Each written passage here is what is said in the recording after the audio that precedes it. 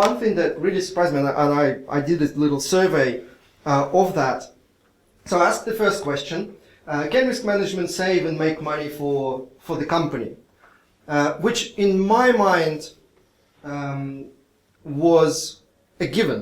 Because why on earth would you do quantitative risk analysis? Because it's actually quite difficult and it takes a lot of time. Like, why on earth would you do that if it actually didn't save money? So I expected everyone to go for option 3, which is basically, oh, we already made a lot of money. I mean, that's a given. Like, why else would we do quantitative risk analysis?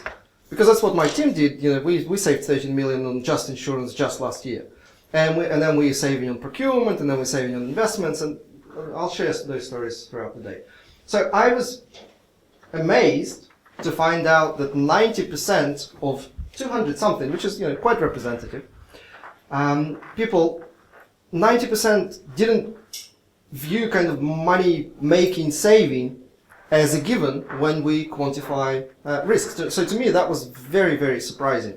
And can I just point out that to me, now having worked at Archer for some 18 months, so this is selling risk management GRC platforms, it isn't surprising. Well, I see the symptoms of it.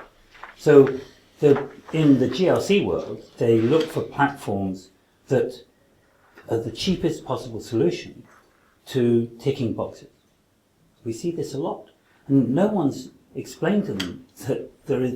The bizarre thing about compliance is like the government through regulators are setting rules to say a well-run business will do these things. And so often it's human nature that we just look for the shortcut to show that we're, it's like the kid who's told to clean up his room and just opens the cupboard and just shoves everything in the cupboard and goes, I've done it, Dad.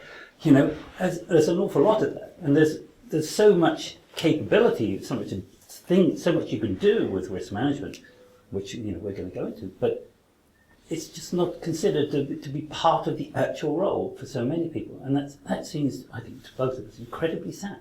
Like, we've missed the point. I can't imagine doctors not realizing that their job is to help people get better. Imagine asking people, is doctors' purpose curing people? And then your responses are like, maybe, sometimes, it should be, but we're not sure. Well, this is exactly what people told me. 200 people said that probably somewhere, sometime, risk quantification should lead to some sort of saving or revenue, but they're not sure. It's all hypothetical.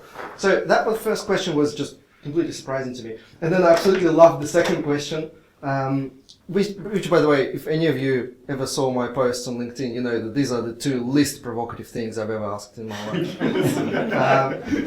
So the second question was, well, if you could actually make money for your company using risk management, where would you start? What would you do? And I love this because 74% kind of went for the, I guess, I'm probably pushing people towards that answer, to improve decision-making, investment decision-making, which is, they're all correct answers. Like, you can save money on any of the 4 options, and as you probably know, LinkedIn only gives you 4 options. So this is in no way representative, but it's symptomatic, I think.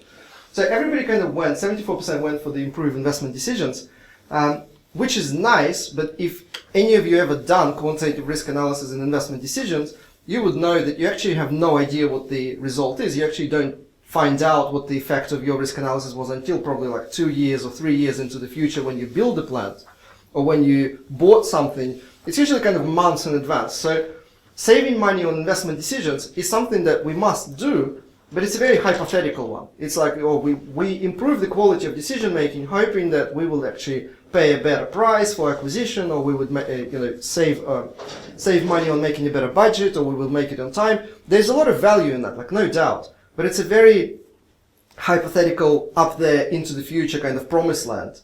And yet, the first 3 options, you can save tomorrow.